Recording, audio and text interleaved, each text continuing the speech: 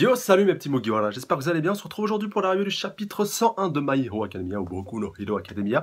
Donc il va y avoir un petit peu la suite du peaufinement, et un petit peu voilà, de l'entraînement de Midoriya par rapport à la spécialité, enfin pas seulement lui d'ailleurs, de tous les élèves de la classe A, et plus particulièrement voilà, de l'amélioration de leur costume dans un premier temps, avant de voir un petit peu le fruit justement de l'entraînement, après 3 jours, si je dis pas de bêtises, 3 ou 4 jours d'entraînement, et justement avec un résultat qui sera quand même assez probant. Mais avant d'en arriver là, on va d'abord revenir justement sur la phase de préparation, donc avec directement voilà, le département des machines, voilà, d'amélioration des costumes, avec donc la rencontre avec la fameuse Hatsume Mei, enfin ou Miei, voilà, je pense un petit peu comme ça.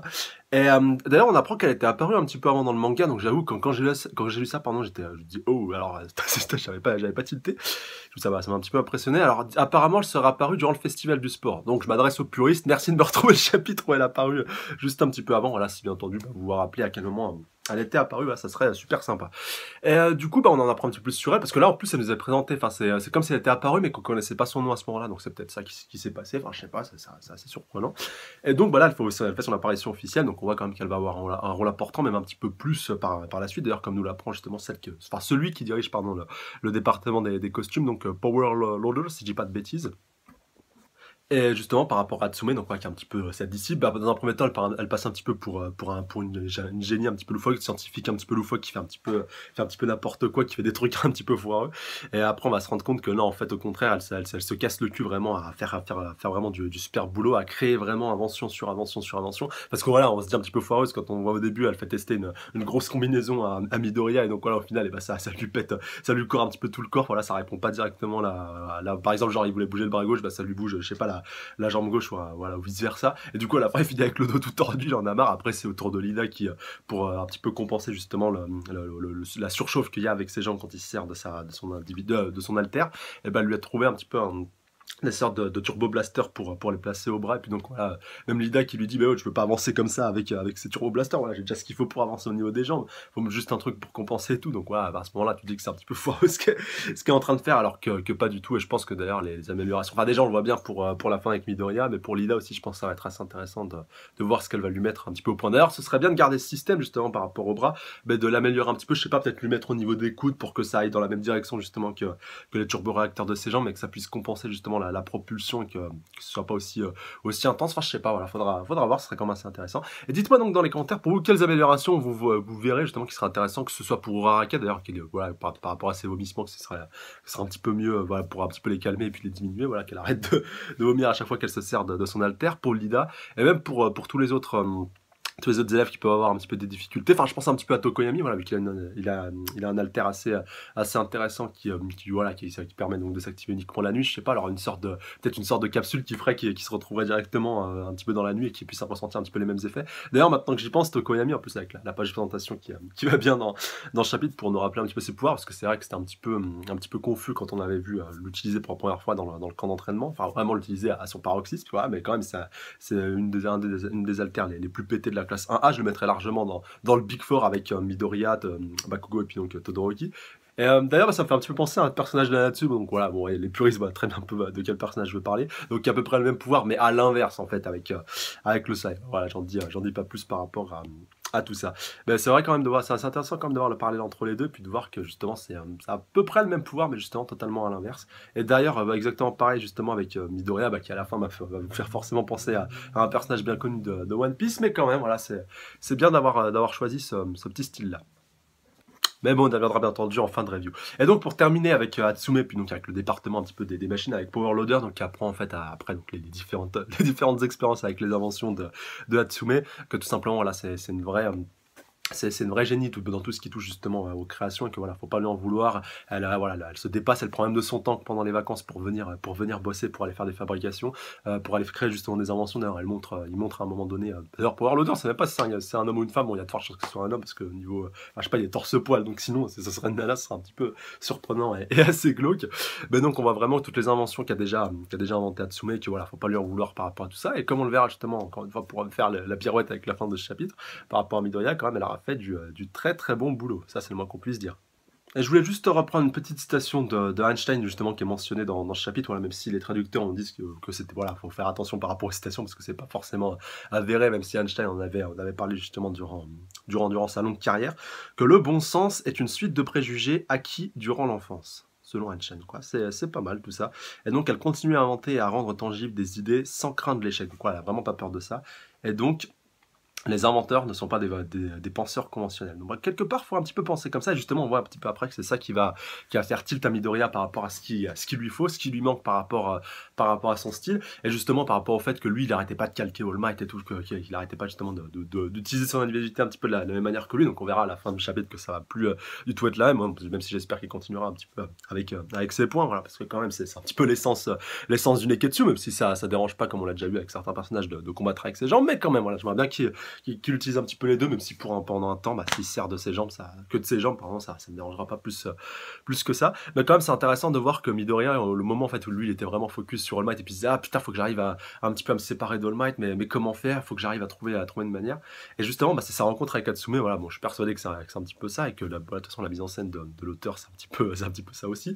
Que cette rencontre avec Katsume, qui elle, justement, a pas justement un mentor, on va dire quelqu'un qui est sur qui elle peut se calquer. Elle crée vraiment tout elle-même. Voilà, elle fait tout par elle-même. Bon, elle a un petit peu son mentor avec Power Loader, mais quand même, voilà, ça vient. Le génie, si vous voulez, ça s'invente pas. Voilà, ça vient directement de soi, de l'essence de soi-même, et justement de ses envies, de ce qu'elle a envie de créer, de ce qu'elle a envie de voir, des demandes aussi qu'on lui fait. Si vous voulez, on lui fait une demande par rapport à ce qu'elle doit créer, ce qu'elle doit améliorer, puis après elle le fait un petit peu à sa sauce, elle ajoute justement les composants qu'elle voit, qu'est-ce qu'il faudra améliorer pour tel ou tel truc, et ça franchement, et c'est là justement que tout son génie s'exprime, et c'est ça justement qui est fort, et c'est ça justement qu'on voit qui va faire le petit déclic à notre cher Midoriya. Et dernière parole intéressante de Power Loader, qui dit donc voilà, entretient des bonnes relations avec Katsume, parce que voilà, d'ici quelques années, donc je pense qu'il sous-entend qu'il est peut-être un petit peu trop vieux, et que c'est elle qui va prendre le relais, qui va diriger tout simplement ce département des machines, et je pense qu'elle le fera de fort belle manière, mais à part Power Loader, même s'il est un petit peu, enfin, même si c'est lui qui dirige actuellement le département des machines, bah, il passe un petit peu useless pour ça, mais bon, c'est pas si grave, et je pense qu'il aura sa mise en valeur à un moment donné, du moins, je l'espère. Et donc c'est à ce moment-là tout simplement que Midoriya a son illumination, comme je vous disais, puis donc il demande à Lida, voilà, qu'il a besoin de lui apprendre un petit truc. Et donc bah déjà à ce moment-là en fait on aurait pu s'en douter, même si c'est moi comme un gros couillon, j'ai pas tilté sur le coup, même si j'avais déjà un petit peu prédit dans le chapitre précédent, voilà, j'avais parlé de l'utilisation des gens, même si je pensais pas que ça allait être focus là-dessus, parce que tout simplement en fait comme je vous le disais dans tout premier épisode en fait où Midoriya décide de l'épisode, même chapitre, où Midoriya décide de se servir de son alter, voilà, là où tout simplement dès son arrivée à l'académie de UA, là justement il protège Raka pour la première fois. On voit qu'il utilise justement pour son alter dans ses jambes pour pouvoir arriver un petit peu à se propulser. Et après, du coup, bah, dans son bras pour pouvoir aller shooter justement le robot mécanique. Mais c'est vrai que la toute première utilisation qu'il a fait, bah, c'est au niveau des jambes. Mais depuis, en fait, j'avais pas vraiment tilté, mais il l'avait pas vraiment réutilisé par la suite, vu qu'il était un petit peu plus focus sur ses bras, encore plus avec l'entraînement de All Might. Et là, bah, justement, il voit qu'il a un petit peu des jambes en bon état, avec les bras qui ont déjà pas mal douillé.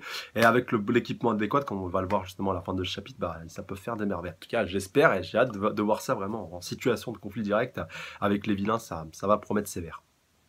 Et donc on retourne 4 jours plus tard, donc voilà, avec l'entraînement qui a un petit peu avancé, donc on a un petit peu de tous les côtés de nos chers élèves de la classe A que ça commence à avancer. Enfin là on a Mineta qui commençait à faire un collier avec ses boules empoisonnées. Enfin là tu te demandes un petit peu ce qu'il va faire, mais ça va être intéressant. Voilà, faut bien voir tout ça. Et on va être focus d'abord sur Tokoyami, donc comme je vous disais, voilà, qui commence un petit peu à arriver à concentrer donc son Dark Shadow, son pouvoir un petit peu ténébreux qui peut se servir un petit peu que la nuit, si vous voulez, à la base à son paroxysme. Donc on voit qu'il arrive un petit peu à commencer à s'en servir la journée, même si on voit pas trop à quoi ça ressemble. Mais bon, Midnight qui lui fait le compliment, ah c'est pas mal ce que tu fais. Et puis en parlant de ça, bah justement on a All Might qui revient donc simplement au TDL, voilà, au camp d'un petit peu d'entraînement dans le gymnase spécialisé par rapport aux attaques spéciales et puis aux spécialités.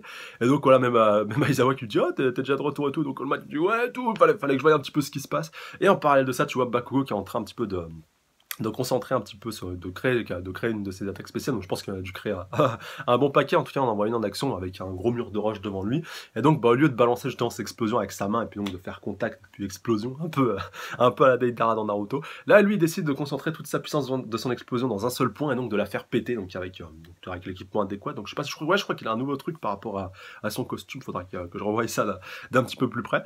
Et donc il décide d'envoyer le point, la puissance donc concentrée de l'ongle de choc et de l'explosion dans un seul point, donc ça lui permet de passer littéralement au travers du mur. Mais comme on va le voir un petit peu après, il y a un caillou qui se détache un petit peu du bloc, donc et qui va bien entendu, vous en doutez bien, tomber sur All Might. Et donc ça fait voilà, première scène où tu vois All Might un petit peu en difficulté avec un caillou qui va lui tomber sur la gueule. Donc tu penses que c'est Aizawa qui va le protéger. Même Bakugo il gueule attention, faites gaffe et tout, là il y a le rocher qui va tomber. Puis donc All Might voilà qui bouge pas d'un poil, qui dit oh putain, du coup ça le fait chier parce qu'il est tétanisé, il peut rien faire. Donc il y a un moment qui se soit transformé vraiment, qu'on sait qu'il peut se transformer pendant une fraction de seconde. Donc allez, fraction de seconde, j'éclate éclate le rocher et puis basta. Enfin, ce serait intéressant de voir ce genre de situation un petit peu plus tard. Mais là, vous en doutez bien, bah, ça va être la parfaite occasion pour voir notre cher Midoriya utiliser donc sa nouvelle spécialité, donc avec des chaussures, un peu même des bottes, parce que je crois que justement que ça remonte un petit peu jusqu'au genou, toute cette tirée, donc on va bien renforcer, bien rembourrer. Et donc, comme Midoriya, voilà, va mettre un petit peu son style, donc le One for All short style. Et donc, voilà, il va vraiment botter un petit peu en mode joueur de foot, il va vraiment botter le caillou et puis l'exploser, l'envoyer péter au loin. Donc, voilà, on a un petit peu un Sanji 2.0 pour les fans de One Piece. Non, je rigole, ça c'est vraiment de la mauvaise foi, même si tu as déjà un petit peu de penser à faire un petit peu ce parallèle, mais quand même, voilà, s'il peut avoir la puissance dans les jambes qu'a Sanji un petit peu à son paroxysme, bah putain, ça pourrait avoir de la gueule. Et franchement, bah, j'ai hâte de voir toutes les utilisations que l'auteur va décider de mettre en place pour notre cher Midoriya. Et bah, hâte de voir aussi la mise en situation contre les prochains vilains, quand Midoriya décidera de s'en servir. Et surtout, hâte de voir bah, s'il va créer, enfin, s'il va demander à Tsume de lui créer une sorte d'équipement de renforcement pour les bras, même pour la tête. Maintenant que j'y pense, enfin, imaginez Midoriya avec un gros casque qui fait un coup de boule, voilà, avec donc One for All, putain, ça pourrait être pas mal, même dans les coudes, tu vois, dans tous les bras, par rapport à une utilisation multiple. Et donc encore plus, parce que comme je vous disais, s'il se sert donc des bras et des jambes en même temps, là franchement ça peut donner quelque chose vraiment de serré. Même si déjà avec les jambes ça a pas mal de gueule.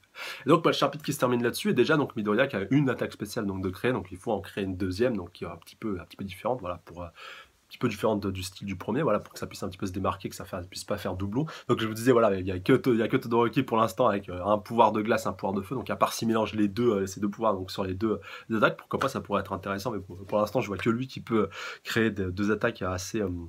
Enfin, vraiment avec deux styles diamétralement opposés. Après, justement, bah, hâte de voir ce que ça va donner pour les autres élèves. Franchement, ça peut donner quelque chose de hyper intéressant. Et donc, bah, chapitre qui se termine là-dessus. Donc, j'attends vos réactions que vous avez dans les commentaires par rapport à tout ça. Voilà, votre ressenti global. Est-ce que ça vous plaît? Est-ce que ce nouveau style de Midoriya qui a combattre avec ses jambes vous plaît? Pareil, donc, avec les différentes tenues qu'on a pu voir. Et puis aussi la volonté de Midoriya. Ça aussi, c'est un point important que d'ailleurs Mineta qui lui dit, oh, t'as pas fait faire un nouveau costume et tout. Et donc, il lui dit, non, voilà, je suis attaché au costume que, à petit moment, elle m'a fait. Et même s'il est un petit peu banal, et bah, ça me dérange pas plus que ça. Enfin, même moi, voilà, bien entendu, bah, j'aime bien ce côté-là, mais ce serait intéressant aussi de voir un costume vraiment qui claque, qui pète sa mère un petit peu comme Bakugo. Voilà, Bakugo, putain, il a vraiment un beau costume. Même Tokoyami maintenant, un petit peu que j'y pense, vu que justement il a un masque un petit peu tout le temps sur sa gueule, même si c'est pas vraiment sa tenue de combat, mais voilà, par rapport à son style de manière globale, même leader, voilà, avec son armure vraiment complètement rembourrée, c'est vraiment classe. Et j'aimerais bien justement que Midoriya puisse avoir quelque chose de proportionnel, même si maintenant bah, ça commence à arriver avec les jambes. Mais voilà, s'il pouvait avoir quelque chose aussi pour le haut du corps, ça pourrait être pas mal. Mais pas le masque qu'il avait avant avec les deux centaines, ça faisait un petit peu lapin, mais bon, ça faisait plus Soul Might. Voilà, ça faisait un petit peu peine, quand même, il faut bien le reconnaître. Et donc, bah, sur ce, je vous dis à la semaine prochaine, je vous embrasse très très fort. J'attends vos avis, puis restez dans les commentaires, puis vos prédictions par rapport à la suite. Voilà, qu'est-ce que vous attendez le plus par rapport à la suite. Et sur ce, je vous dis à la semaine prochaine, si la prochaine, de vous salut à tous. Sayonara.